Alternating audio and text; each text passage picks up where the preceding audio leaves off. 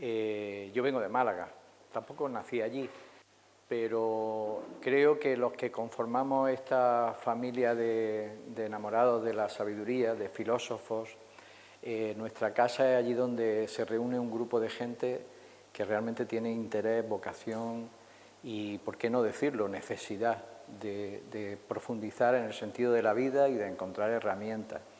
Y eso hace que cuando llegas a un lugar como este, más allá de nuestro vínculo, que es desde hace muchos años, no lo diremos tanto para que no sepáis que ya tenemos unos cuantos años, pero más allá de eso, es que yo lo llevo experimentando en muchísimas ocasiones, cuando conoces por primera vez a alguien, pero compartes ese interés sano por querer profundizar en la vida, naturalmente emerge un vínculo. De toda la retahíla de historias que ha dicho currículum, bla, bla, bla, quedaros con una cosa, porque para mí es lo único importante. Lo demás son sistemas para que te escuchen de entrada. Porque lo único importante que yo considero aval, no para poder decir algo y que lo valoréis, sino para aval para haber vivido hasta dónde he llegado y lo que me queda de vida, es ser un filósofo, un enamorado de la filosofía. No un gran filósofo ni un pequeño filósofo, simplemente un enamorado. Los enamorados a veces hacemos tonterías. A veces, pues como todos los enamorados, perdemos la cabeza, que no parece que sea lo más apropiado de un filósofo, ¿verdad? Porque nos han hecho pensar que el filósofo es aquel que aborda todo con la razón, ¿no? Una razón sesuda, analítica. La razón es fundamental, es muy importante, sí, pero no es nuestra realidad completa. Y de hecho hay elementos que ahora lo veremos, mucho más allá de la razón, que realmente nos pueden dar las riendas de nuestra vida y nuestra forma de aproximación a los demás y a los misterios de la propia existencia. Ignoro la razón que les ha traído. Obviamente hay una convocatoria y hay algo que destaca por encima de todo, que es el estoicismo. Probablemente algunos de ustedes ya conocen elementos del estoicismo, habrán leído algunos de los estoicos más famosos, cuyos textos han llegado a nuestro día y siguen siendo hoy en día, eso que es tan famoso, tan importante, ¿no? Bestseller, están en todas las librerías, siguen 2000 años después inspirándonos. Posiblemente muchos de ustedes lo hayan hecho, ya están en contacto y familiarizados con el estoicismo. Algunos tal vez sepan mucho más que yo. Yo no es que tenga un conocimiento histórico profundo, detallado de todas las diferentes matices que el estoicismo desplegó. Otros, tal vez porque han escuchado que efectivamente hoy se habla de estoicismo, quieren saber de qué va esto del estoicismo. Pero lo cierto es que se ha producido en el momento actual que vivimos, en las últimas décadas, un interés creciente por esta corriente filosófica y creo que tiene un sentido, una razón de ser que responde a una necesidad histórica. No es la primera vez, es decir, a lo largo de la historia de la humanidad, aunque ahora estamos hablando de Occidente, cada vez que hay momentos de crisis, momentos donde los puntos de referencia, los elementos relevantes de la sociedad se derrumban como modelos, donde crece la desconfianza, donde las estructuras sociales también pierden valor para el conjunto de la población, surge una mirada hacia atrás, surge una necesidad de buscar en nuestro ancestro, en nuestra experiencia como humanidad, en nuestra memoria, en nuestro patrimonio de vivencias, puntos de referencia. Y hay algo que siempre ha estado ahí, son los clásicos. Los clásicos lo son precisamente porque han perdurado, porque han creado escuelas, porque han servido de referencia a lo largo del tiempo. Y siempre son una fuente de inspiración. Pero lo que me gusta es que esa mirada hacia atrás, esa búsqueda de referencias, no es una huida. Porque bien podría suceder que a una persona que no le gusta el tiempo en el que vive, o que se ha decepcionado o ha vivido situaciones duras y difíciles, culpando a su presente, huye hacia el pasado. Algunos huyen hacia el futuro, en una especie de locura fanática, pero no es eso lo que está pasando. Y no creo que sea lo que le esté pasando a ninguno de aquí. No es tampoco la razón por la que yo hurgo, trabajo, como lo hace nuestra institución compartida, ¿no? Nueva Acrópolis, en los filósofos antiguos. No, es porque realmente suponen una fuente de inspiración atemporal. Nos siguen siendo válidos, porque se dirigían a aspectos del ser humano que son universales, que han estado siempre presentes y siguen estando presentes, y por lo tanto nos reconocemos en lo que leemos, nos reconocemos en sus consejos, en su vivencia, en su enfoque. Reconociéndonos, los traemos a nuestro presente para proyectarlo hacia el futuro, porque en el fondo, y estoy convencido que todos los que estamos aquí lo estamos porque queremos proyectarnos al futuro. Queremos no solo vivir con sentido nuestro presente, sino que ese presente, esto que estemos haciendo hoy con nuestra vida, con nuestra relación con la sociedad, sea constructiva.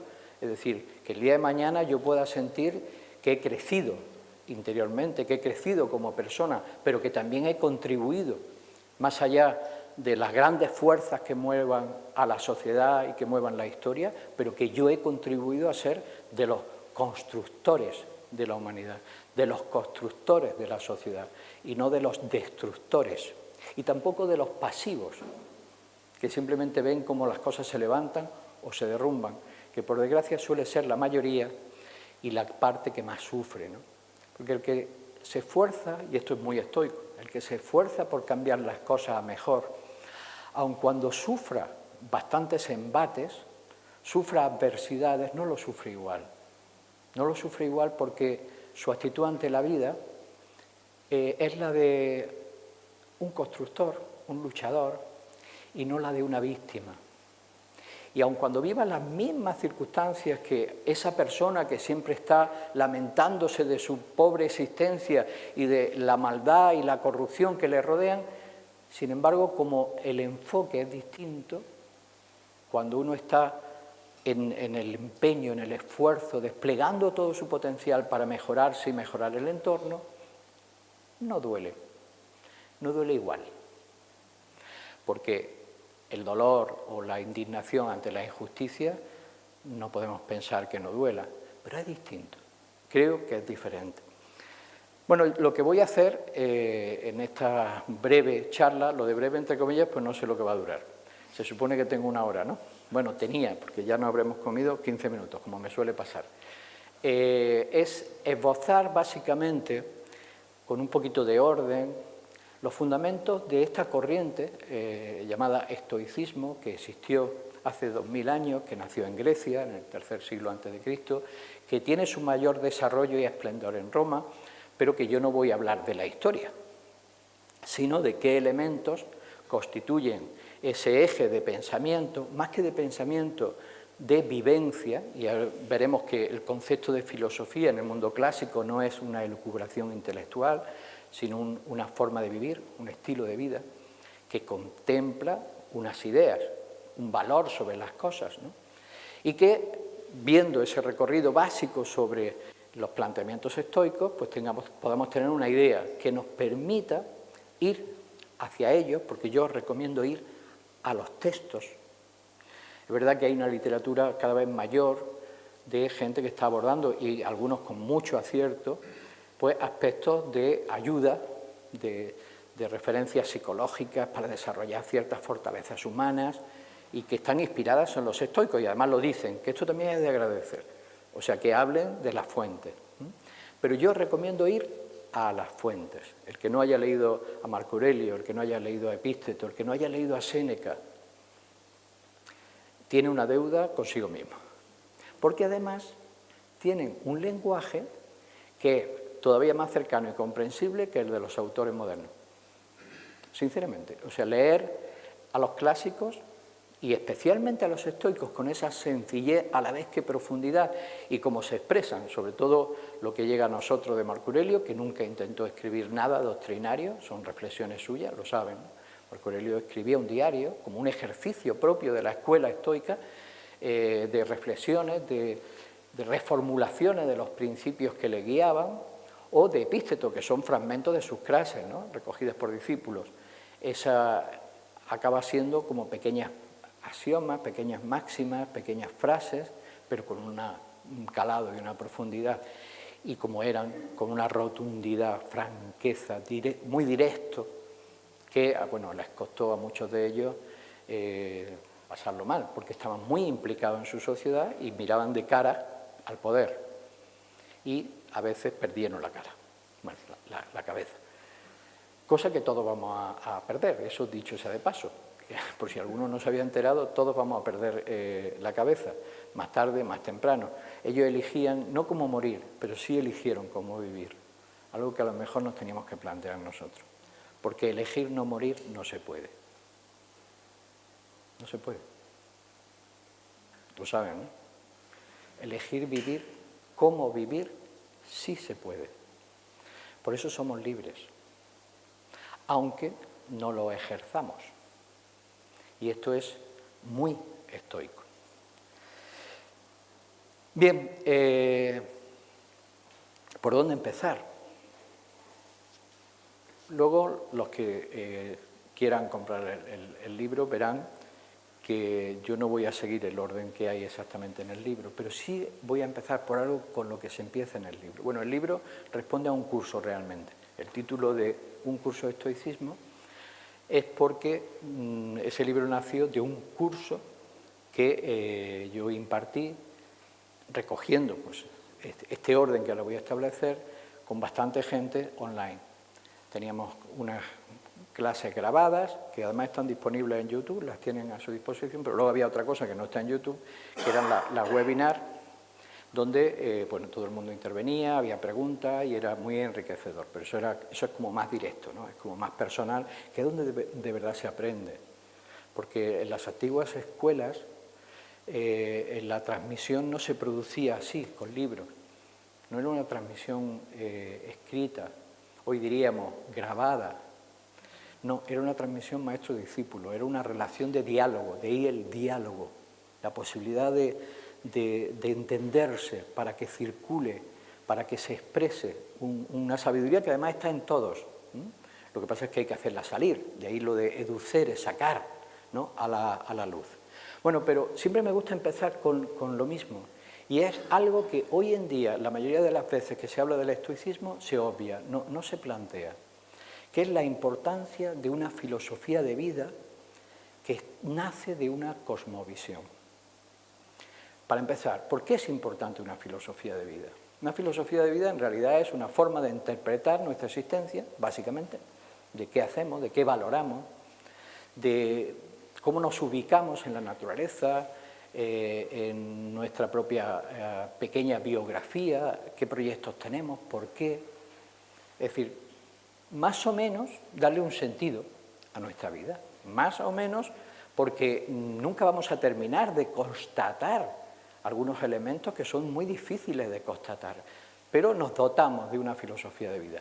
Nos dotamos de una filosofía de vida que guía nuestros comportamientos, es decir, que es la que finalmente está detrás de cada pequeña decisión o gran decisión que tomamos en nuestra vida. Entonces, como tenemos una filosofía de vida, nuestra vida se encauza más o menos así. Pero, por desgracia, no tenemos una filosofía de vida, sino que acabamos viviendo una filosofía de vida impuesta. Es decir, un modelo, un patrón de estar, de valorar, de entender la vida y la existencia que se ha implantado en la sociedad. Y que, como no tenemos tan claras respuestas, se acaba asumiendo sin más discusión. Y nos acabamos comportando siguiendo un patrón que si reflexionáramos a lo mejor no estábamos muy de acuerdo. Es más, ese patrón, esa forma de entender la existencia es la que conduce a todo lo que sucede. Pero al no ver el patrón, porque no está publicado, no está ahí, no está... Lo único que vemos son las consecuencias. Y las consecuencias de una sociedad materialista, individualista, etcétera, etcétera, que premia o que valora solo la comodidad, el placer, lo material, es gran parte del derrumbe de todo lo que se construye civilizatoriamente hablando. Porque nace un egoísmo y una supervivencia a cualquier precio que acaba destruyendo lo que podría servir verdaderamente como un edificio en el que cada uno crecer y encontrar su lugar. Y acabamos en una selva. Esto está pasando actualmente. Precisamente por eso hay una vuelta a buscar puntos de referencia. Pero ¿eso ha sido por casualidad? Cada uno que piense como quiera. Lo cierto es que por aceptación o por acción se acaba imponiendo. Tenemos que revisar cada cual. No se trata de querer cambiar el paradigma del mundo actual. Eso ya cambiará si cambia. No sabemos hasta dónde vamos a ir pudiendo tener poder de... Pero sí lo tenemos sobre nuestra vida, la nuestra. Eso es lo que decía antes del poder de la libertad, de poder establecer nuestro patrón de comportamiento. ¿Qué valoramos? ¿Qué sentido le damos a la vida? Insisto, no de forma determinante, fanática, cerrada, si no podemos cerrarla. No podemos llegar a conclusiones absolutamente definitivas, pero sí podemos entender que tenemos un sentido común, que tenemos una intuición, que tenemos un impulso interno desde la razón al corazón, que nos va a ir dando elementos para armar una visión de la vida. Por eso, insisto, me resulta curioso que en el mundo actual, cuando se habla del estoicismo, no se hable de la cosmovisión que tienen los estoicos, no es que no se haga nunca, pero se va directamente a dar herramientas psicológicas para el desarrollo de la voluntad, la asertividad, cómo enfrentar la adversidad, todo es genial, vamos a hablar de ello, pero eso tiene sentido en un marco de la existencia, porque yo ¿por qué voy a soportar la injusticia? ¿Por qué? ¿Qué hago con la injusticia? ¿Me vuelvo sumiso? ¿Me vuelvo rebelde a cualquier precio? Es decir, simplemente arremeter contra. Si no hay un marco que dé sentido, es que tampoco se puede entender, porque nos dicen los estoicos, acepta lo que el destino te traiga. ¿Por qué voy a aceptar yo lo que me trae el destino? Solo se puede entender en esa cosmovisión. ¿Y cuál es esa cosmovisión? Pues que el universo, para la visión estoica, en realidad sus raíces, para entender por qué el estoicismo plantea esto, hay que entender que el estoicismo no es algo aislado, es una corriente que expresa algo que ya se ha ido gestando, que ya se tenía, y realmente sus raíces nacen en el mundo presocrático y especialmente en Platón. En la academia, las enseñanzas platónicas, Aristóteles, que también va a desarrollar algunos aspectos. Pues bien, esa cosmovisión les lleva a entender la vida como parte de un flujo, de un despliegue, de un desarrollo potencial que el cosmos guarda. Es decir, el universo entero para los estoicos es un gran ser vivo, como diría Platón, que tiene que desplegar todo un potencial.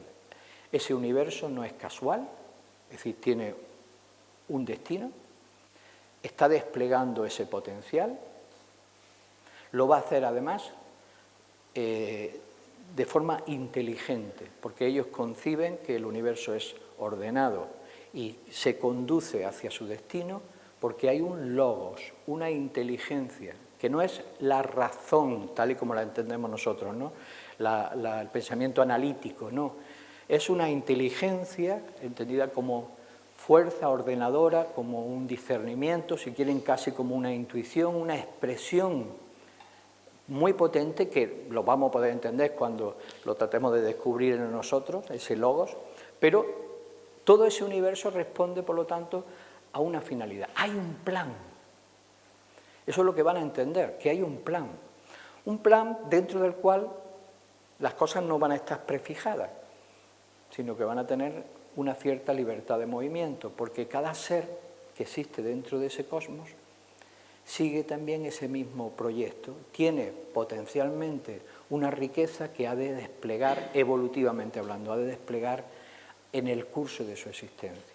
Y para desplegarla necesita de la libertad, o lo diremos de otra manera, de la conciencia, del despertar de su propio logos. Tiene que despertar una capacidad de conducirse a sí mismo. No se trata simplemente de dejarse llevar por el flujo de la vida, sino de despertar dentro de sí el reflejo, puesto que somos parte de ese universo, es decir, no es el universo está allí, el escenario, y aquí estamos nosotros para batallar, no, somos parte de ese universo. Y como parte de ese universo, en nosotros hay un logos, una parte, que es a imagen y semejanza. Hay un lenguaje muy común con lo que luego será el cristianismo, porque no podemos olvidar que el cristianismo bebe de la fuente, entre otras cosas, la moral, la ética cristiana bebe de la fuente del estoicismo. Pues bien, en nosotros habría también un principio de logos, una inteligencia, una conciencia profunda, capaz de conducir, pero dormida, latente, que en el animal todavía no está activa. Además, los estoicos dirán así, es decir, el animal se guía solo por su impulso instintivo. La hormé, el impulso para llegar y conseguir algo, nace de sus instintos. Pero en el ser humano, que debería de superar esa condición animal, claro, ya está hablando de escalones, ¿no? Está hablando de pasos evolutivos, en el ser humano no debe de ser el impulso instintivo el que tome las riendas. Tiene su valor, pero no puede ser el que tome las riendas. Las riendas debe de tomarlas un logos, una conciencia que vaya emergiendo, que vaya apareciendo.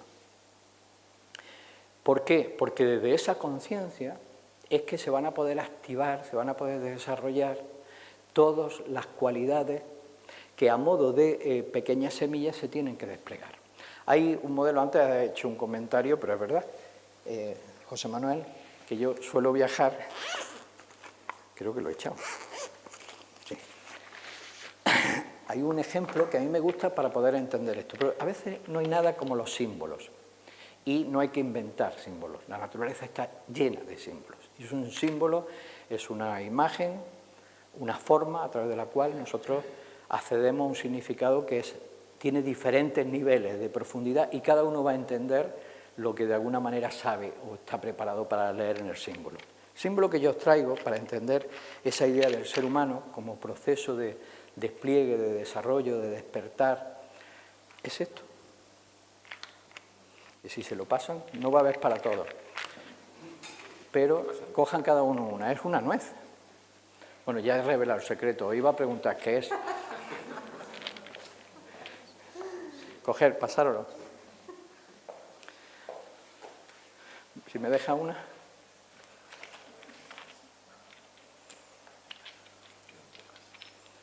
Queda pocas, bueno. A ver, es que tampoco puedo viajar con un saco. Pero bueno, nos puede servir. Efectivamente, ¿esto qué es? Una nuez, ¿cierto? Si nosotros no fuésemos capaces no tuviésemos conocimiento de la naturaleza,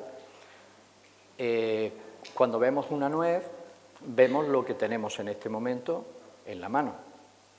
Y si nos hablan del desarrollo de la nuez en el tiempo, su crecimiento, su desarrollo, ¿no? ¿Cómo será una nuez de mayor, ¿no?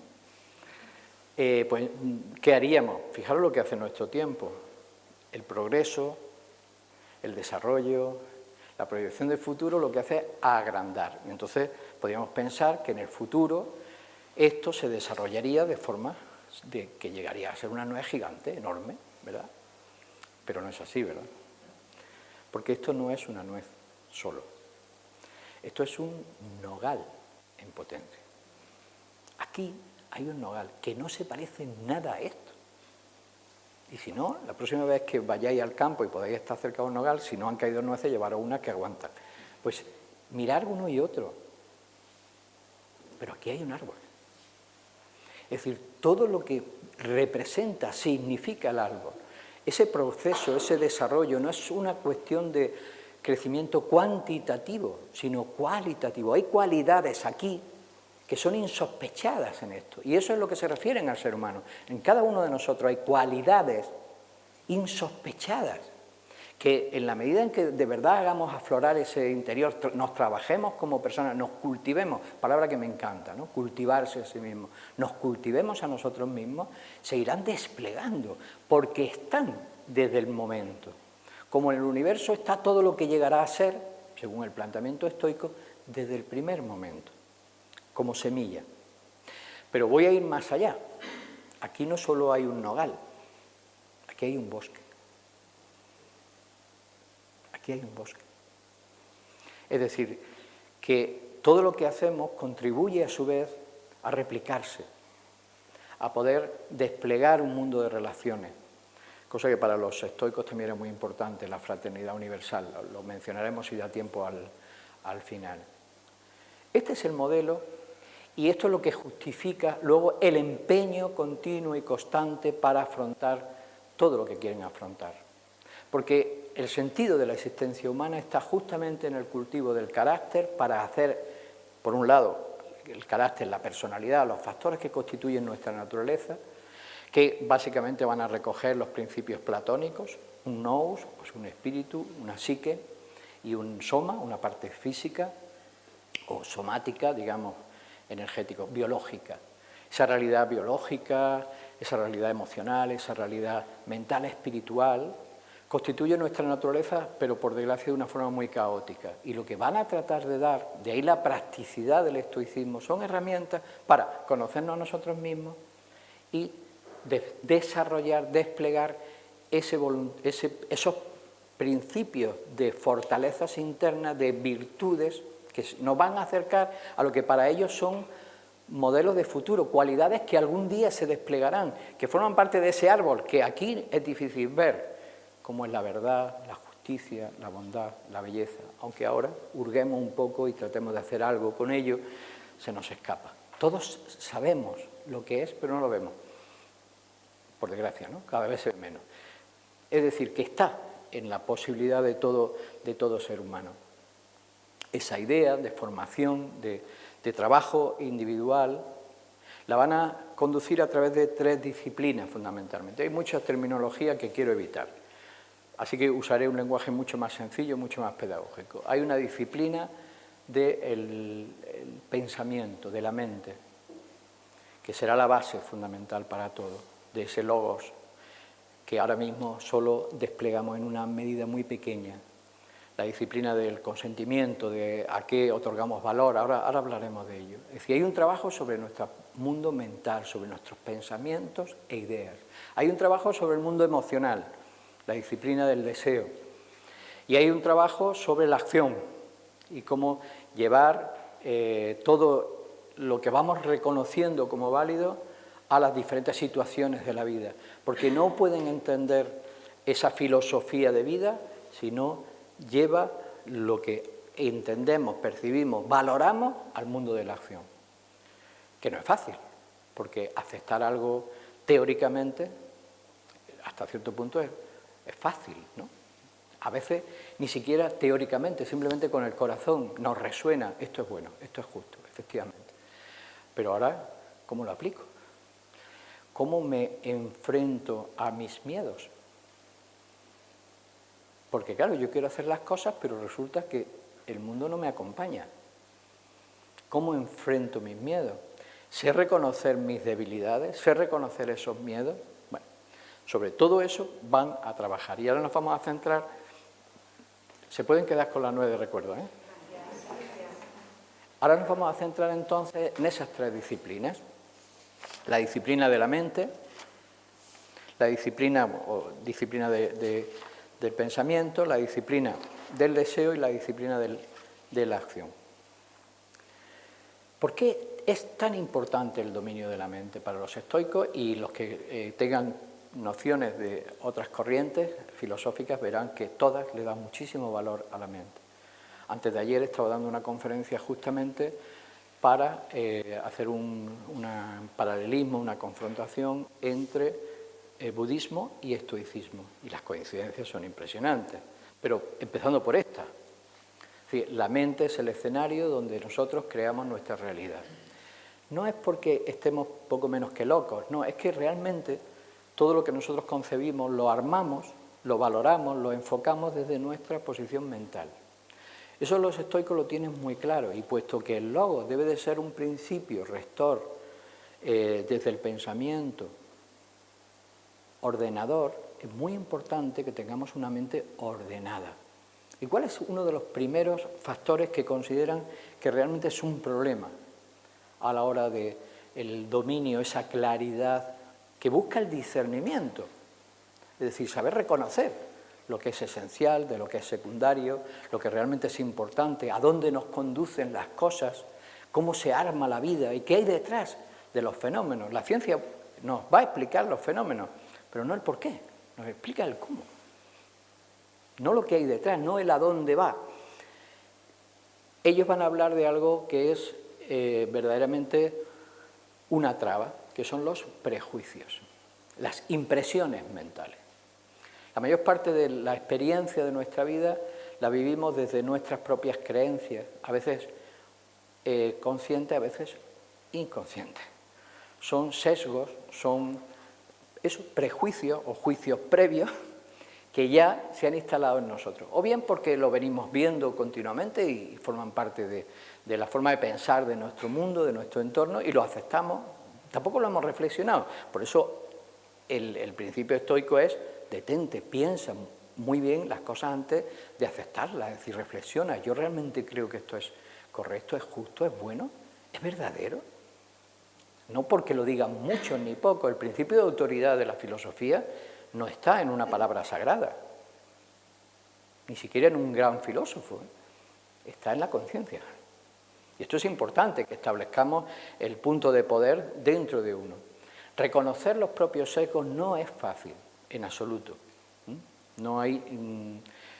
Antes de ayer ponía un ejemplo que tal vez conozcan porque es un pequeño cuentecito muy conocido, ¿no?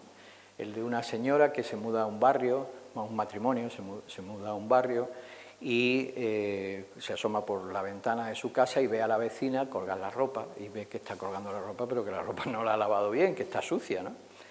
Y bueno, al principio pues siente compasión de la pobre mujer, no sé si ir a decirle que a lo mejor no se da cuenta, no ve bien o no usa un buen detergente, le cubra, pero ve que es evidente que no está lavando bien la ropa, pues la ropa la cuelga y todavía tiene, desde lejos se ve la suciedad, ¿no? Y esto pasa un día y otro y otro y otro, y un día se lo comenta a su marido de lo que ha observado, y dice, no sé si ir a acercarme y decirle algo, porque la verdad es que la mujer, pobrecita, no lo estará viendo todo el barrio. El marido no dice nada y al día siguiente la mujer descubre, cuando se asoma de nuevo por la ventana, que ya por fin ha dejado la ropa limpia, impoluta, blanquísima.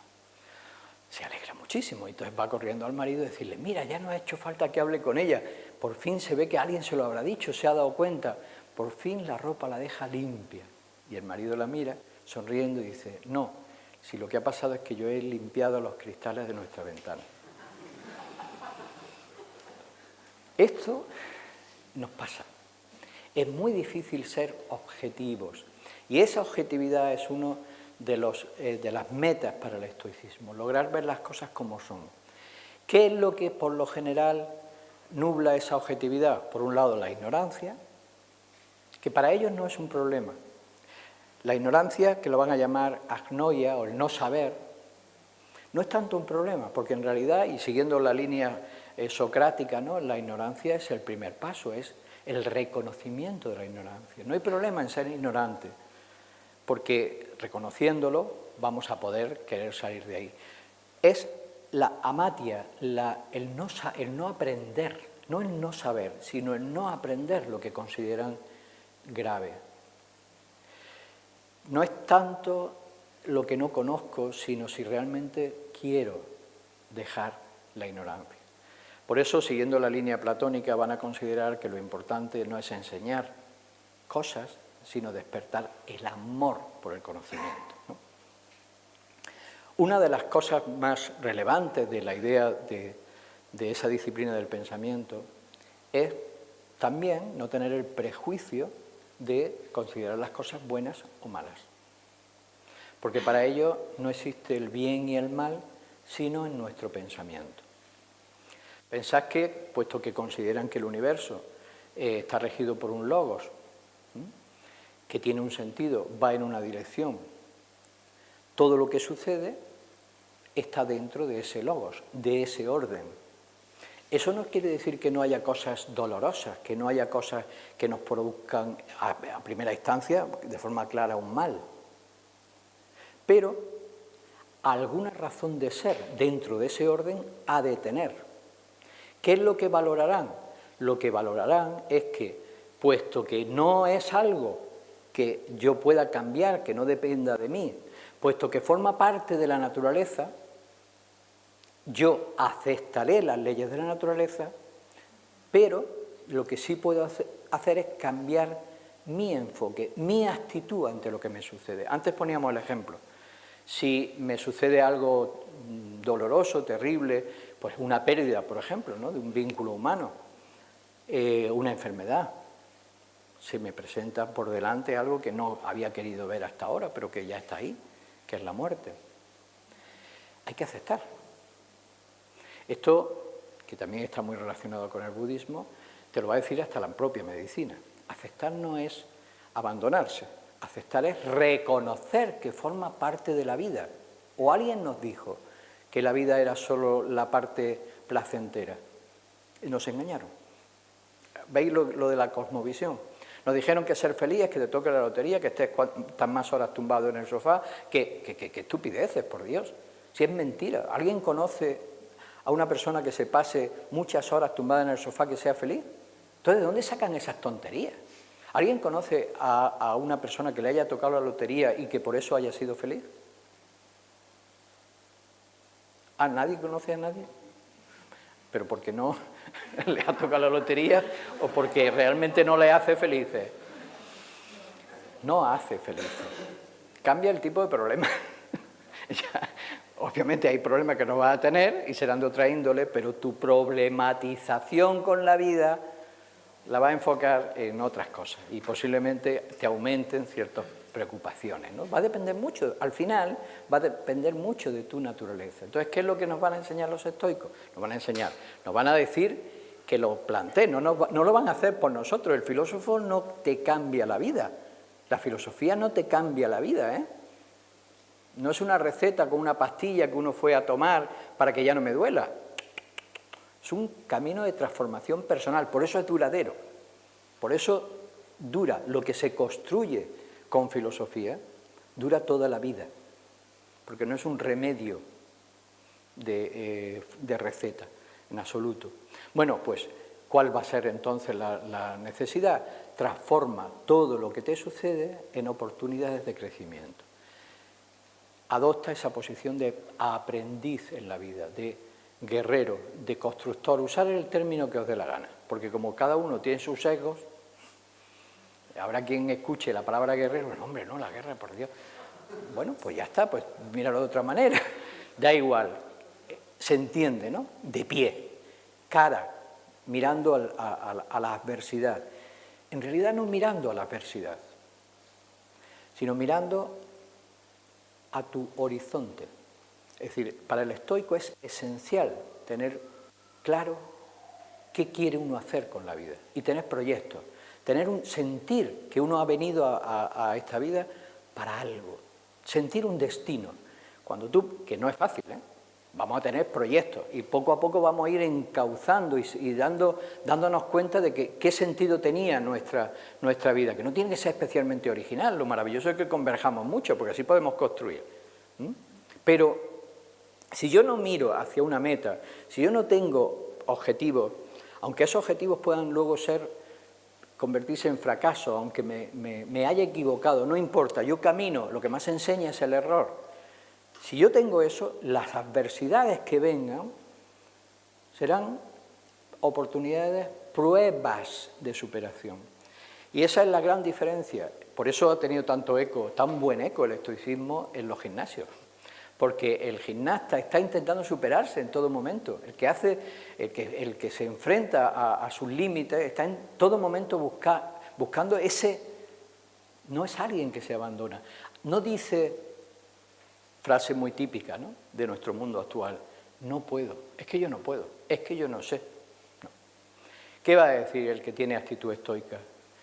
No puedo ahora, no sé ahora, pero yo voy a poder. Y a lo mejor no llega a poder con mayúsculas, ¿no? Me estoy acordando de ese cuento del arquero loco, ¿no?, un cuento zen, que estaba disparando continuamente a la luna. Era absurdo, ¿no? Y se acercó alguien cuerdo y le dijo, ¿qué hace? ¿A qué dispara? Dice, oh, estoy disparando usando la luna como mi diana. Dice, ¿pero no te das cuenta que nunca le vas a dar? Y entonces se vuelve y le dice, cierto, pero yo llegaré más lejos que nadie. Es consciente de su limitación, pero hay un arrojo, que es una de las características más bellas del estoicismo, que es el arrojo, y parece contradicción, porque por un lado acepta la adversidad, pero por otro lado hay un arrojo enorme, que nace de un pequeño lema, de un axioma magnífico que define casi todo el estoicismo, que no me quiero anticipar, pero que tiene ese componente, que es, bueno, ya lo avanzamos, seguro que lo conocen, ¿no? Se reconoce en la vida lo que depende de ti y lo que no. De aquello que no dependa, ten la fortaleza suficiente como para afrontarlo, la serenidad, sobre todo, porque esa conjunción de serenidad, fortaleza es casi el binomio perfecto para definir el estoicismo. Asume, acepta lo que de ti no depende, pero en lo que de ti depende, ten la fortaleza para arremeterlo. Y hará falta otro elemento más, que es sabiduría para reconocer qué depende y qué no, porque no es fácil, ¿cierto? No es fácil. Entonces, eso forma parte, se ha catalogado dentro de la disciplina del deseo, porque el problema de la infelicidad humana es que nos aferramos, buscamos proyectos, metas, deseamos cosas que no dependen de nosotros. No es que no las vayamos a conseguir, a lo mejor las conseguimos, pero no dependen de nosotros y estamos poniendo, por lo tanto, nuestra felicidad, nuestra estabilidad como seres humanos en la vida, en factores, en la fortuna, en otras personas. Entonces, no es que haya que despreciar lo que la fortuna nos trae, pero siempre hay que afirmarse en aquello que sí que depende de nosotros, entendiendo lo que es más importante, que en ese cosmos del que antes mencionamos todo fluye y por lo tanto todo lo que viene se va. Sería estúpido aferrarnos a cosas, al hecho en sí, al obtener el éxito en sí, cuando sabemos que se irá. Pero hay algo que no se irá, si de verdad hemos tenido el enfoque adecuado, que es la experiencia que nos ha hecho desarrollar cualidades en nosotros. Esas cualidades, desde luego, no son siempre crecientes, ¿verdad? Es decir, la vida no es así, no es cada día, no es mejor al siguiente. Ojalá, no. No, a veces subimos, a veces bajamos, parece que sucede como con la naturaleza, ¿no? Que tiene hasta ciclos de lluvias, no lluvias, primavera, todo es cíclico, pero no cíclico recurrente, loco, sino cíclico como proceso a través del cual el movimiento de crecimiento y desarrollo, que es lentísimo, va adquiriendo experiencia. Entonces, en ese éxito o fracaso, lo importante es que no nos aferremos ni al éxito, ni temamos el fracaso, sino que nos consideremos peregrinos por la vida, guerreros, deportistas, llamadlo como queráis, pero seres que tienen como responsabilidad máxima el desarrollo de esa nuez, del sí mismo. Y diré más, aunque es parte del final porque es una parte que tampoco se habla mucho hoy en día, no solo tiene como finalidad el desarrollo del sí mismo, sino el desarrollo del nosotros. Porque consideran a la humanidad como una familia, por eso toda la humanidad. Ese sentimiento de fraternal, de que todos los seres humanos formamos parte de una gran familia, le lleva a sentirse comprometido con su tiempo, comprometido con su sociedad, con su ciudad, la polis. Luego Roma será el imperio, da igual, pero es construir civilización, construir elementos a través de los cuales los seres humanos puedan realizar lo mejor de su condición, en arte, en ciencia, en política o lo que es la convivencia, el arte de conducirse, en religión, lo que construyamos que mire en el sentido unificador y constructivo, es decir, que realmente saque lo mejor, pueda ayudar a lo mejor de los seres humanos. Por desgracia, la civilización la vamos a valorar cuando la perdamos. Pues no tenemos ni idea de lo que supone que una civilización se hunda, Ni idea. Y no tiene nada que ver con las peliculitas, y no, muchísimo más terrible, muchísimo más terrible. Esperemos que no pase nunca, que como mucho tengamos ciclos, ¿cierto? Hay momentos mejores, momentos peores, pero la civilización entendida como la construcción armónica de personas que han podido armar la convivencia y la expresión de lo bello en el arte, de la verdad en la ciencia, de la bondad en la religión y de la justicia en la política, esa aspiración que es clásica, que es el patrón del mundo grecorromano, sobre todo es el ideal platónico, cuando desaparece, lo que viene es individualismo, que ya se ha empezado a producir, y además, tristemente, a veces estas corrientes de autosuperación también provocan individualismo, porque como uno ve que el mundo no depende de uno, como uno se vuelve sensible a cosas que tal vez, si uno no las pensara, no lo sería, empieza a sentirse incómodo. Nos empezamos a sentir incómodos, nos empieza a resultar difícil convivir en este mundo. Nos empieza a resultar difícil convivir con otras personas. Nos volvemos exigentes. Está bien si nos volvemos exigentes con nosotros mismos, pero cuando nos empezamos a volver exigentes con el resto del mundo, y eso lo que hace es que nos aislemos, empezamos a entrar en una espiral de egocentrismo, en una espiral donde puede surgir algo peligrosísimo, que es una especie de soberbia, que nos aísla del resto y nos vuelve difíciles de tratar, nos vuelve personas cínicas, duras, no amables. Por eso esa faceta del estoicismo, que es pura dulzura, que es pura bondad, que es amor, creo que también es importante. Probablemente porque necesitemos, para entender un ser humano completo, no una virtud, sino un conjunto de virtudes, como los pétalos de una flor. Ese conjunto de virtudes hace que no nos vayamos a ningún exceso y sepamos complementar con todo lo que necesitamos. Y es verdad que necesitamos voluntad, necesitamos coraje, arrojo, necesitamos discernimiento, capacidad de reconocer, necesitamos esa intuición para percibir, esa sensibilidad para percibir lo que es verdadero, lo que es justo, lo que es bueno, pero necesitamos bondad, que es búsqueda del bien común. Por eso los estoicos no se caracterizan por ser anacoretas que se fueron a la montaña a meditar o que se escondieron en una cueva despreciando la sociedad. Se caracterizaron por intentar mejorar su tiempo, sin dejar de ser personas honestas y auténticas. Porque, claro, salir al campo de batalla y no convertirte en una bestia,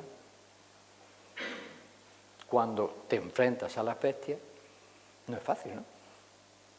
Y hago estos pequeños guiños al cine, a la metáfora, porque creo que todos nos hemos sentido en ese tipo de situaciones, ¿eh? Es decir, es difícil no caer rápidamente dueño de los impulsos, del odio. Hay un tratado buenísimo de Séneca que es sobre la cólera, que debió de ser algo muy común en Roma, sobre todo en los poderosos, ¿no? Cómo dulcificar el carácter sin perder fortaleza. Es que esa es la magia, ese juego de dualidades. Si estuviese aquí alguien experto en filosofías orientales, especialmente China, diría efectivamente, lograr conjugar ese yin-yang, esas dos fuerzas que están continuamente en oposición, encontrar el centro, que es lo que buscan los estoicos, que uno pueda encontrar el centro desde donde gobernar sus impulsos, esa hormé que antes decía, los deseos, esa búsqueda continua de satisfacción en la que hoy nos vemos inmersos y que nos ha convertido en burros que persiguen la zanahoria que nos ponen, que nos han cargado de deseos innecesarios, de necesidades falsas. Eso es nada más que habernos abandonado algo que nos esclaviza más que cualquier tirano, que es nuestros propios deseos. Los deseos no son malos, el problema es que gobiernen los deseos. Los deseos son una fuerza, son un motor, el mundo emocional es una fuerza de reacción. Es un impulso que nos dirige a conducir, a lograr algo. Sí, pero generalmente instintivo. Si esos caballos desbocados no es posible que los conduzcamos desde una posición de auriga, con unas buenas riendas, con una buena maestría en el conducir nuestro carro, nuestra cuadriga, este es el modelo, este ejemplo que estoy poniendo desde Platón, ¿no? Pero lo usan los estoicos. Esos caballos acabarán destruyéndonos. Por otro lado, van a hablar de esa espiral hedonista, cuanto más satisfaces un deseo, más deseos nacen. Parece que esto es inacabable. Pero es su naturaleza. No se trata de que no tengamos deseos. Mientras tengamos naturaleza humana, mientras tengamos incluso cuerpo físico, tendremos necesidades propias del mundo físico, necesidades propias del mundo emocional. Todas esas necesidades están. El problema es tener un caos de necesidades. Y necesitamos un cosmos, necesitamos un mundo ordenado, necesitamos establecer un eje, un hegemonicón, término estoico, para los que estén versados les sonará, ¿no? El hegemonicón, el centro, el gobierno, el logos, desde donde nosotros, habiendo establecido el centro, somos capaces de colocar cada necesidad, cada cosa en el lugar que le corresponde. Habrá cosas que pertenecen a lo esencial, a mi identidad más profunda. Son los valores inamovibles, innegociables, que hay que tenerlo, porque si no, no tenemos identidad. Y luego habrá cosas que hay que cubrir, pero cuando correspondan, en la medida en que correspondan. Comer hay que comer, pero de ahí a que el centro de mi vida sea la comida, ¿verdad? ¿Entendéis la idea del cosmos? Sería ideal que pudiéramos, no me voy a poner a hacer dibujitos, pero ¿habéis visto esas esferas que tienen un montón de órbitas? Bueno, como imaginamos el sistema solar, ¿no? Un sol central, que por cierto, el símbolo del sol era muy preciado para los estoicos, asociado también al modelo mitraico.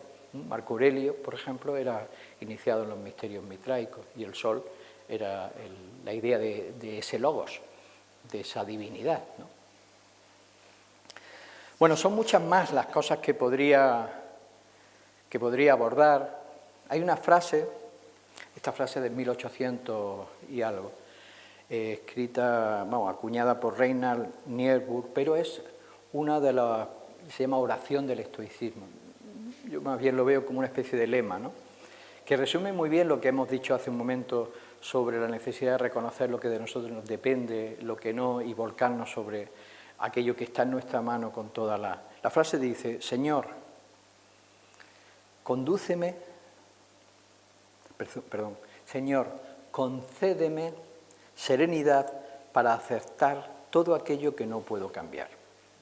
Ahí hace falta serenidad. Ahora podemos hablar de dónde extrae el estoico la serenidad.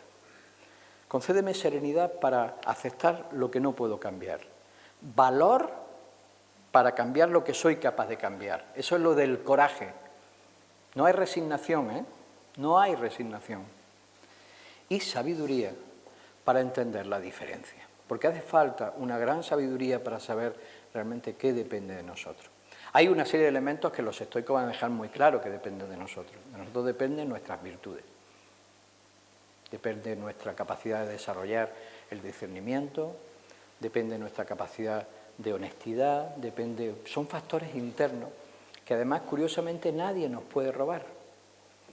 Podemos ser ejecutados de la forma más vil y ser libres.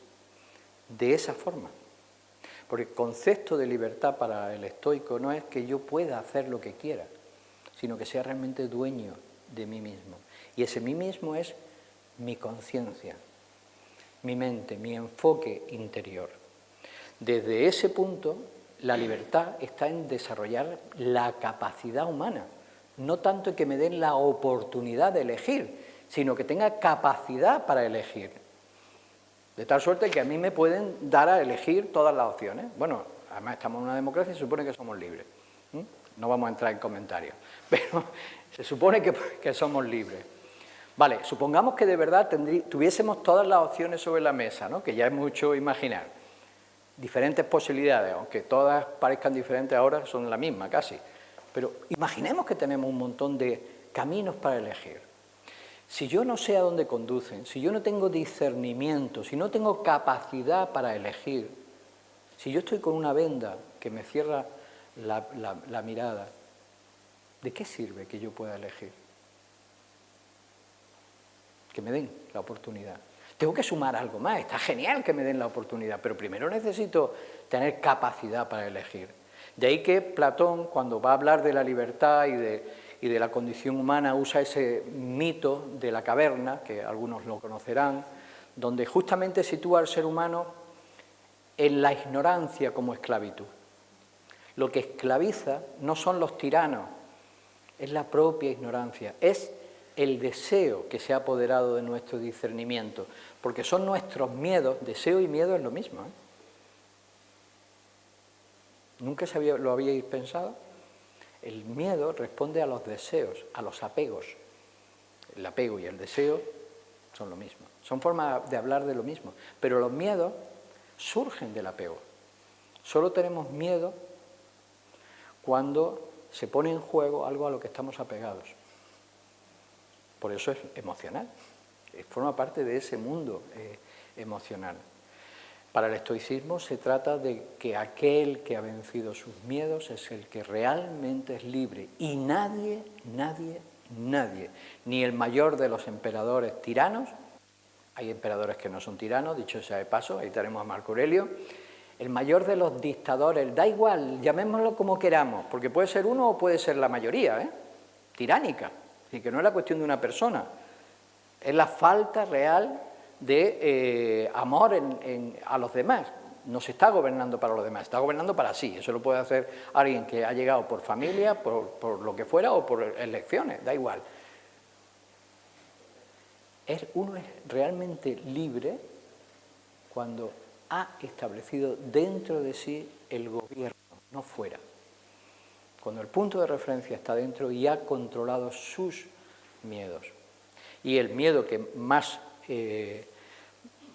importancia le vamos a dar a todos los seres humanos y que forma parte de uno de los principios estoicos más conocidos actualmente, el memento mori, recuerda que eres mortal, el miedo a la muerte, que hay que aceptarla. Pero no aceptarla como una resignación, sino para entender que si existe tendrá su sentido. Y es curioso, ningún estoico dejaba por eso de valorar la vida. La vida era sagrada, pero la muerte también. Qué bonito. Para ellos, lo importante no era morir, era cómo vivías. Porque morir, vamos a morir todos. Si puedes elegir el momento de morir, ¿podemos elegirlo? ¿Qué va? Estamos súper empeñados en alargar la vida como sea. Bueno, forma parte de un poco la esquizofrenia de nuestro tiempo moderno, no porque no sea bueno paliar el dolor de alguien, no, obviamente, pero la muerte va a estar ahí. Luego habrá que integrarla, encontrar por qué significa, qué valor tiene. Mientras pensemos que la muerte es lo último, ya no existe nada más. Los estoicos, de forma pública, porque conociendo los misterios mitraicos, conociendo la formación de un Cicerón o un Séneca, son neoplatónicos, también, obviamente, tienen un sentido de la naturaleza humana de una parte que trasciende la muerte. Es decir, consideran que hay una inmortalidad, hay una parte inmortal, que además vuelve. No está de forma explícita en ningún texto que conozcamos la idea de la reencarnación, pero sí lo está en las escuelas mistéricas de las cuales algunos forman parte. El caso de Marco Aurelio con los misterios de Mitra, así es. Es decir, esa idea de desarrollo a lo largo del tiempo, de desarrollar y sacar nuestras cualidades, de crecimiento, de evolución espiritual y de nuestro propio logos, no es en una vida solo. Es en una secuencia de varias o de muchas, de un largo proceso de vida. Pero no nos vamos a centrar ahí. Lo que sí es cierto es que no les preocupa tanto la muerte, sino cómo vivir, porque además consideran que haya lo que haya, va a ser una consecuencia natural del cómo has vivido, lo cual es muy bonito. porque quiere decir que cada uno se va a encontrar después de la muerte aquello en lo que ha creído, pero creído en el sentido de en función de qué ha vivido. No porque el cristiano se va a encontrar a Jesús o el budista se va a encontrar a Buda, sino porque es una natural, para ellos es una natural consecuencia, continuidad de lo que hayamos desarrollado. El miedo a la muerte, y mucho menos el miedo a un castigo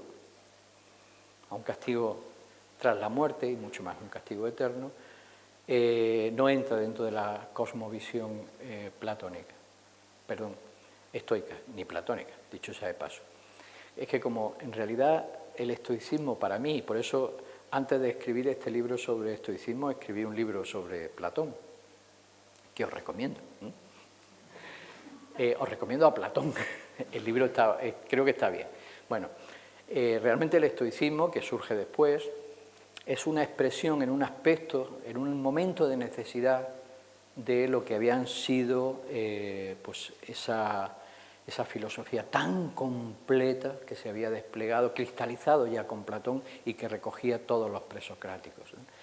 Entonces ahí está todo eso y entendiendo eso uno entiende mucho mejor de dónde sale esas posiciones, esas posturas, esos consejos que van a dar pues, para cómo afrontar el insulto, qué hacer con la riqueza, bueno, y las muchísimas cosas que podemos encontrarnos en la vida y que la posición filosófica siempre intenta encontrar un principio de superación, aprendizaje y practicidad.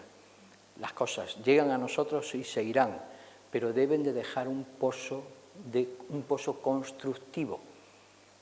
Lo importante no es qué tenemos, es qué hacemos con lo que tenemos. Tener no conduce a nada. Ahora, hacer sí.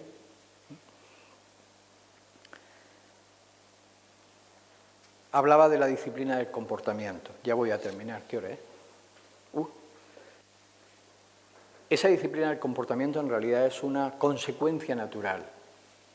Actuar en coherencia con lo que pensamos, si tenemos o hemos despertado una identidad fuerte, si hemos desterrado los miedos, es decir, el miedo al que dirán, el miedo a arruinarnos, el miedo a la muerte, ¿son miedos raros o son miedos que compartimos? Creo que compartimos, ¿no? Pues son los miedos que hay que enfrentar. A lo mejor uno piensa que la vida le va a sonreír y es posible que a algunos nos haya sonreído más que a otros, posiblemente, pero en realidad lo único que hace la vida es presentarnos oportunidades. Cada uno hace con ellas lo que su discernimiento y su claridad mental y su enfoque le permite, ¿no? En la medida en que se desarrolla ese sentimiento, ese sentido, más que sentimiento, de identidad, del quién soy y el a dónde quiero ir, es muy fácil tener una vida coherente. De hecho, la vida, con los años, conforme van pasando las luces fascinantes del deseo, del éxito, y ya te va retirando, te enseña a que te importen, a temer mucho menos las cosas, salvo que te hayas dejado atrapar. Hay gente que entra en pánico, o entra en vacío, en sinsentido, y ese vacío les hace, cuando ya dejan de tener algo que les focaliza la conciencia, como un trabajo, por ejemplo, cuando se jubilan y caen en picado, ¿no? Pero cuando se tiene ese sentido firme de identidad, cuando se tiene verdaderos ideales de vida, te importa muy poco lo que vaya a suceder, porque ya lo sabes. Es más, probablemente lo hayas pasado, por eso no hay que rehuir la adversidad. La adversidad es una forma de probarnos. Qué bueno es estar arruinado para darse cuenta de que no pasa nada. ¿Queréis saber quién está arruinado? Salid por ahí, iros ahora a Israel. Entre los que reciben bombas de un lado y los que reciben bombas del otro, pues su vida se les ha arruinado. Ya me diréis, las familias que han secuestrado, los que hayan secuestrado, los pobres niños que están en las calles de Gaza, ya me diréis lo que pueda estar pasando en Ucrania, en un lado, en otro. No estoy hablando de bandos ni nada, estoy hablando de la vida. Cuando te das cuenta de que probablemente tu posición de lo valioso es muy relativa, y para eso nada como viajar, nada como irse a conocer el mundo y descubrir cómo puede ser una familia que acaba de perder la mitad de su familia en un terremoto, saben ser felices. ¿Qué tienen que no tenga un español? ¿Qué tienen? Por Dios, si tienen que poner un plástico porque el barro se los come, ¿qué tienen? ¿Por qué son felices? ¿Por qué saben sonreír? ¿Por qué duermen? ¿Por qué no están amargados? Y eso no significa que no les duela, les duele, pero saben canalizar su dolor. Algo les enseñó, ya sea su tradición cultural que no se emporcó con el tiempo, ya sea un instinto natural, pero lo que sí te demuestra que el ser humano no es más humano o menos humano en función de las circunstancias, sino de su naturaleza interna. Y eso es lo que la filosofía siempre ha tratado de potenciar, de desarrollar, de construir. Seres humanos libres, con discernimiento, con voluntad y con amor, para entender que algo nos vincula a los demás y que tal vez no haya futuro individual, sino hay futuro colectivo.